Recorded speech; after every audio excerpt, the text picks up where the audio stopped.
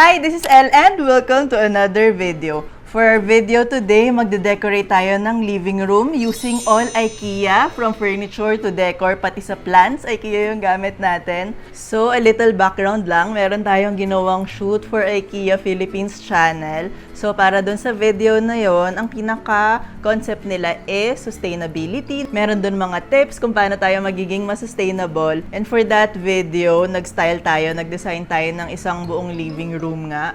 And sobrang love ko yung ginawa nating design. Ang cute nung kinalabasan. Kaya parang ako, kailangan ko yun i-highlight dito para ma-share kung ano ba yung design process, ba't ko naisip yan. Kasi feeling ko okay siyang maging design inspiration. And syempre, along the way, bibigay ako ng mga tips kung paano nyo rin ma-achieve yung ganong look ng space nyo. Before we start, check out nyo yung video sa IKEA channel.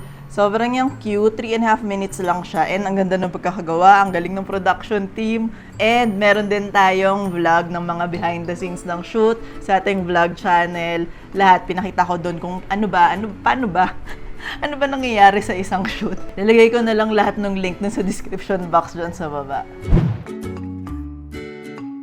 So, nung magpa-plan pa lang ako nung design para dun sa space, wala pa kaming final na studio space na gagawan. So, hindi ko pa sure kung ilan walls ba, like gaano kalaki yung space, alam mo yon. So, syempre, dahil nga shoot to, kailangan ko nang gumawa agad ng plano, kailangan ko isend sa kanila yung list of items, from furniture to decor, to lahat, kahit na wala pang final na space. So, with that said, kailangan kong mag-come up ng plan. And pagdating sa look, meron na akong idea. So basically, ganun din yan pag mag-start kayo mag-decorate para sa mga spaces nyo. So, ang unang-unang ginawa ko is, kailangan ko ng concept in mind. Ano ba yung idea ko pagdating dun sa look ng space? Ano yung, alam mo yun, ano yung gagawin natin para sa kanya? Alam ko, dahil nga sustainable yung concept natin dito, I want green colors. Para yung theme sa concept natin, tapos fresh, tapos alam ko na gusto ko maglagay ng mga plants. So, alam mo yun, very cohesive lang siya.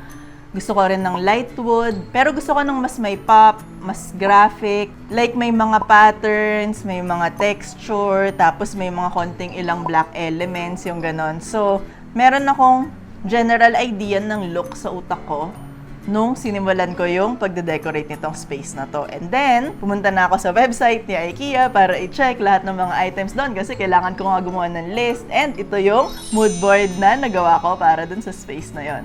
So, yan yung general look na gusto kong ma-achieve. Syempre, hindi pa yan like super final dahil hindi pa naman sure yung availability ng pieces and wala pang final na space kung saan to gagawin. Meron tayong living space, nakikita nyo dyan, and naglagay din ako ng provision for a desk area. Dahil niisip ko lang paano kung may extra wall doon, paano natin siya i-decorate. Di ba? Mas mabuto nang magpakuha ko ng mga sobrang items kaysa sa kulang.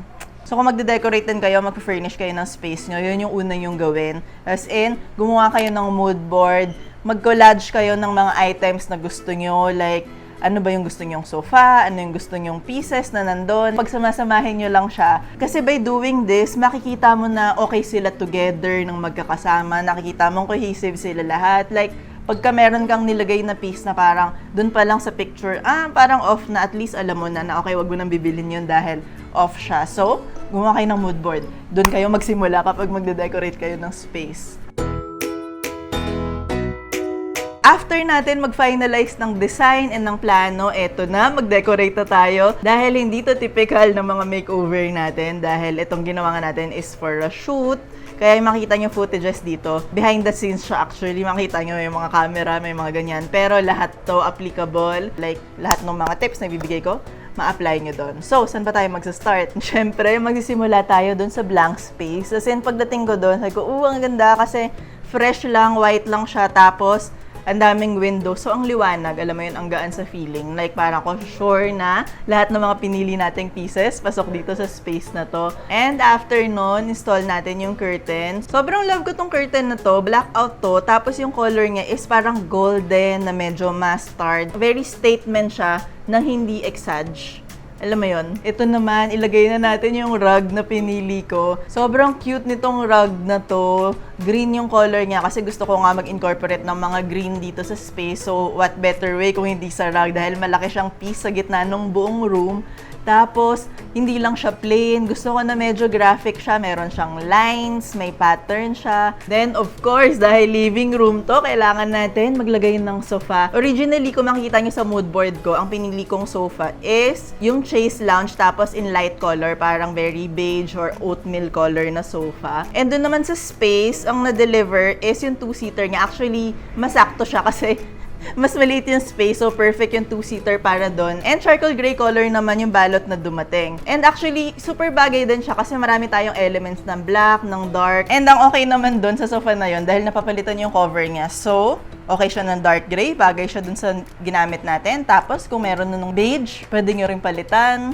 Na feeling ko magiging fresh din yon. So, maraming option. And neutral nga lang yung pinili natin para dun sa sofa, gray nga or beige. Kasi green na yung rug natin. So, for everything naman, pagdating sa pagde-decorate, kailangan nyo lang ng balance. So, colorful na yung rug, yung katabi niyang malaking piece, gawin natin neutral. Pero kung kunwari, yung sofa nyo naman yung green, kasi meron silang option na green na balot. Kung yun naman yung mas gusto mo, pili naman tayo ng rug na neutral lang para balance lang sila lahat. Next naman is maglagay tayo ng accent chair dun sa corner ng room. So, itong pinili ko na accent chair na to, meron siyang houndstooth pattern. Gusto ko siya kasi black lang siya, black and white, very neutral. Kahit na anong ilagay kong color, yung curtain natin na parang golden mustard na brown, yung mga greens, okay lang, babagay tong accent chair na to kasi neutral nga lang siya. But at the same time, hindi siya boring dahil meron siyang pattern, meron siyang texture, meron siyang ganun. So yun din, if magde-decorate kayo, don't forget to add a little pattern,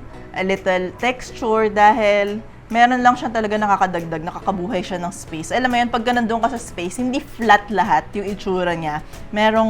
May something, may appeal. Mas may appeal kung maglalagay kayo ng mga ganong elements. And then, syempre, para talagang mabuhayan yung space, maglagay tayo ng totoong living things. Maglagay tayo ng plants sa mga corner ng room, parang, di ba, nakaka-liven lang siya talaga. So, meron akong malaking plant dun sa kabilang corner, sa accent chair, meron din ako nilagay ng mga plants, ganyan. So, after natin ilagay lahat din ng mga plants na yon, nag-start na tayo mag-decorate, lagay natin lahat ng mga throw pillows, kung ano ba yung laman ng coffee table and all para makomplete yung look ng space natin. So, ito na yung result ng pagde-decorate natin ng living room using all IKEA pieces. Tada!